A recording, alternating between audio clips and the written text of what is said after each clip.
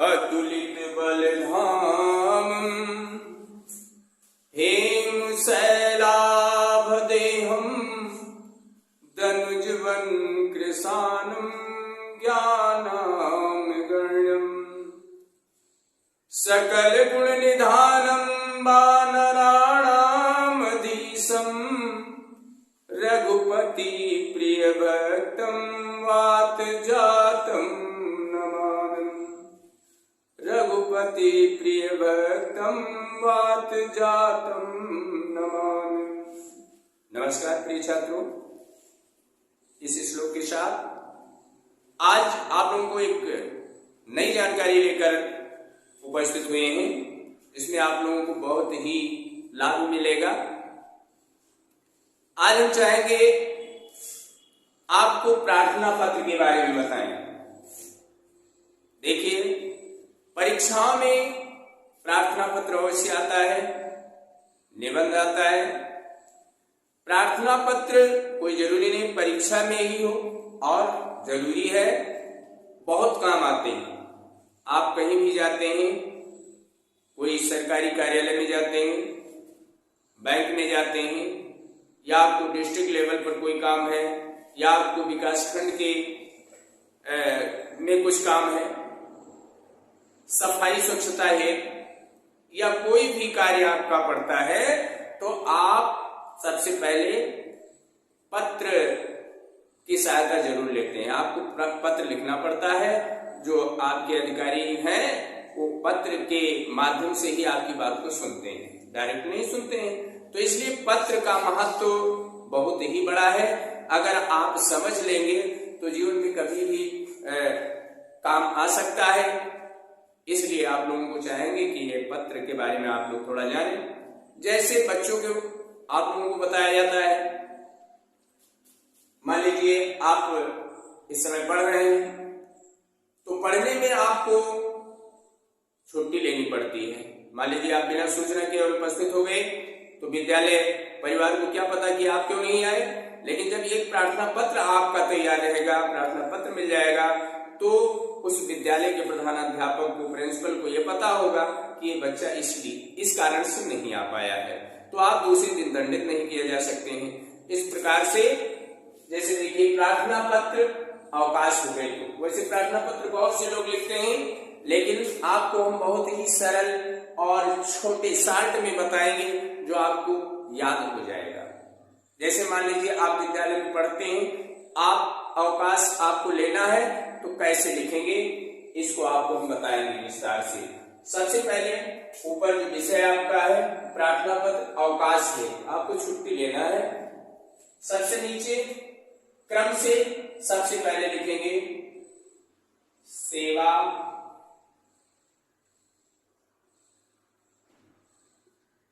में। सेवा में काम लगा देंगे आप लोग का। फिर इससे आगे श्री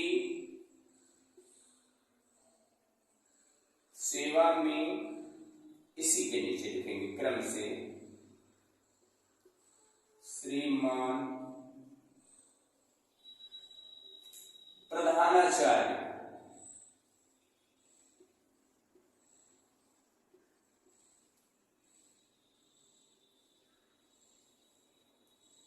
सेवा में श्रीमान प्रधानाचार्य।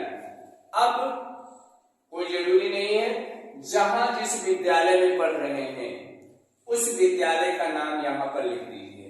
जैसे आप राम प्रकाश में पढ़ रहे हैं, राम प्रकाश लिख दीजिए, या जिस विद्यालय में आप पढ़ रहे हैं उस विद्यालय का नाम लिख दीजिए। चलिए हम लिख लेते हैं राम प्रकाश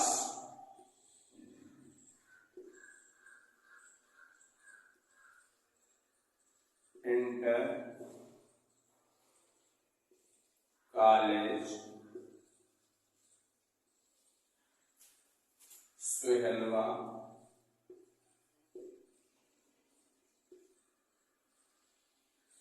पयागपुर।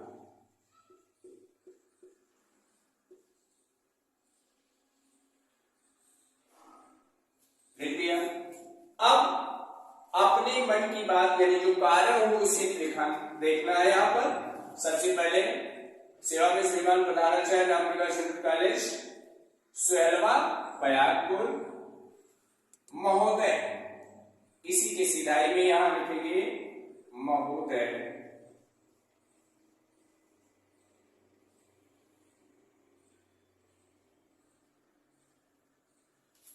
सविनय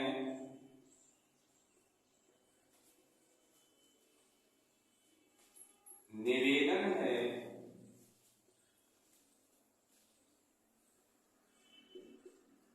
कि प्रार्थी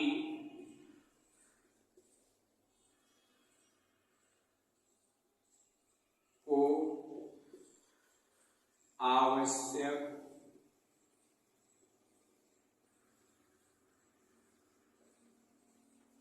कार्य से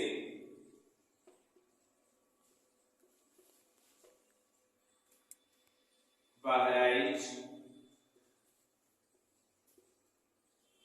जाना है। सभी निवेदन की प्रार्थी को आवश्यक कार्य से बहराइच जाना है।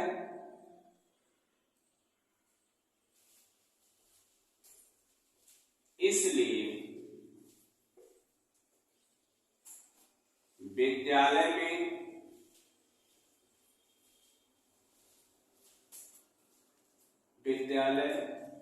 में उपस्थित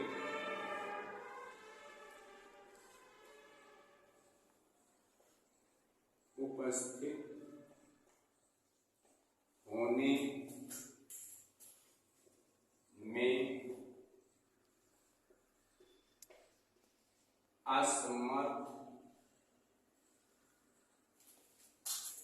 हूं, अतः श्रीमान जी से अतः और छोटा कर दीजिए, अतः मुझे एक दिन का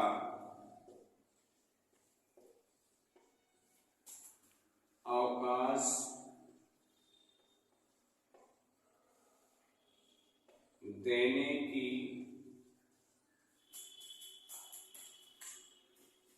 कृपा करें। आपकी महान कृपा होगी। आपका आज्ञाकारी शिष्य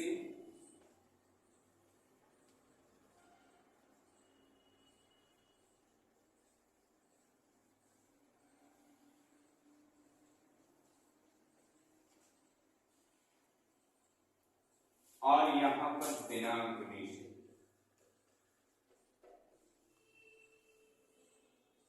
दिनांक डाल दीजिए आज का 24/12/22 और यहां पर आप XYZ किसी का नाम भी लिख सकते हैं।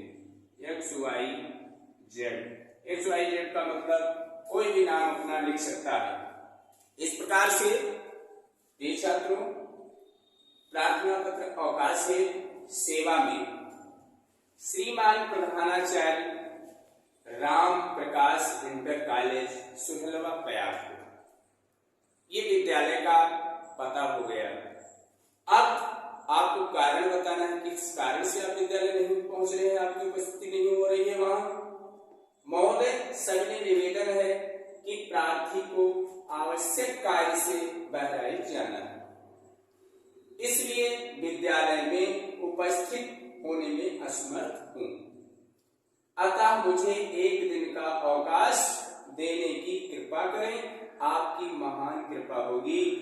आपका आज्ञाकारी शिष्य इसी के नीचे और इधर अपना दिनांक डाल दीजिए।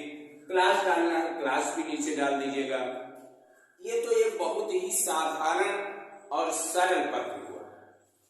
अब परीक्षा में इससे कठिन भी पूछे जाते हैं कि जैसे आपको बैंक से संबंधित कोई कार्य है आपको बैंक से लोन लेना है या आपको कोई आधार लिंक करवाना है, मोबाइल नंबर, तमाम काम बैंकों में होते हैं, या आपका खाता क्लोज हो गया है उसे खुलवाना है, तो तमाम प्रकार के काम बैंक से संबंधित भी आते हैं। तो आप इसी जगह पर जो प्रार्थना पत्र है तो रहेगा ही, प्रार्थना पत्र रहेगा, विषय डाल दीजिए कि आप यानी बैंक से संबंधित जो भी कार्य है वो लिख दीजिए शॉर्ट में। फिर सेवा में यहाँ जहाँ श्रीमान प्रधानाचार्य लिखा है यहाँ पर आप शाखा प्रबंधक लिख सकते हैं। जो बैंक का मैनेजर होता है, प्रबंधक होता है, वहां पर आप शाखा प्रबंधक और उसका पता, शाखा उधरना सरादी, सेंट्रल बैंक ऑफ उधरना सरादी या सेंट्रल बैंक ऑफ विशेषगंज या कोई भी जहां भी स्थान हो वहां का पता डाल करके और महोदय लिख करके फिर अपना जो आपको कहना है, जो अपनी बात रखनी है, उसको बहुत शॉर्ट में, ताकि बात को दोहराया ना जाए, दोबारा शब्द न किया जाए पत्र में, तो ज्यादा अच्छा रहता है। छोटा हो पत्र और सुंदर लेख में हो कि स्पष्ट उसकी लेखनी पढ़ सका जाए, कोई भी अधिकारी उसे पढ़ सके पूर्ण रूप से। तो इस प्रकार से आप बैंक से संबंधित भी लिख सकते हैं। यहाँ भी दिनांक लिख दीजिए और यहाँ प्रार्थी का नाम लिख दीजिए। प्रार्थी जो आपको जो भी आपके नाम से है, आपको कहना है तो अपना नाम यहाँ लिख दीजिएगा और यहाँ शाखा प्रबंधक हो जाएगा। इस प्रकार से हो गया। पत्र तो कई प्रकार के होते हैं, व्यवसायिक पत्र होते हैं, सरकारी पत्र होते हैं, तमाम प्रकार के पत्र हैं। जैसे कापी किताब मंगवाना है, बुक सेलर के पास लिखना, वो दूसरी तरह से होता है। लेकिन ज्यादातर परीक्षाओं में आता है शाखा प्रबंधक यानी बैंक से संबंधित, या आपको डिस्ट्रिक्ट लेवल पर जैसे जिलाधिकारी को पत्र लिखना है सफाई के बारे में, स्वच्छता के बारे में, अपने नगर निगम के स्वच्छता, जैसे मान लीजिए गंदगी फैली हुई है तो इसके बारे में आपको जिलाधिकारी को पत्र लिखना होता है, या आपके विकास खंड अधिकारी वीडियो को पत्र लिखना होता है। तो यहाँ पर खंड विकास अधिकारी लिखेंगे, विषय अपना बदल देंगे और यहाँ पर केवल चेंज करेंगे और अपना विषय जो आपको बात कहनी है, लिखने का तरीका भी ऐसे करके और ढंग से सुंदर अक्षरों में, साफ अक्षरों में आपको लिखना है। तो अब हम चाहते होंगे, हम जान गए हैं कि आप लोग समझ जरूर चुके होंगे। अगले दिन आपको पत्र के बारे में बैंक से संबंधित लिखवा देंगे। और आज जो है यहीं तक, धन्यवाद, जय हिंद।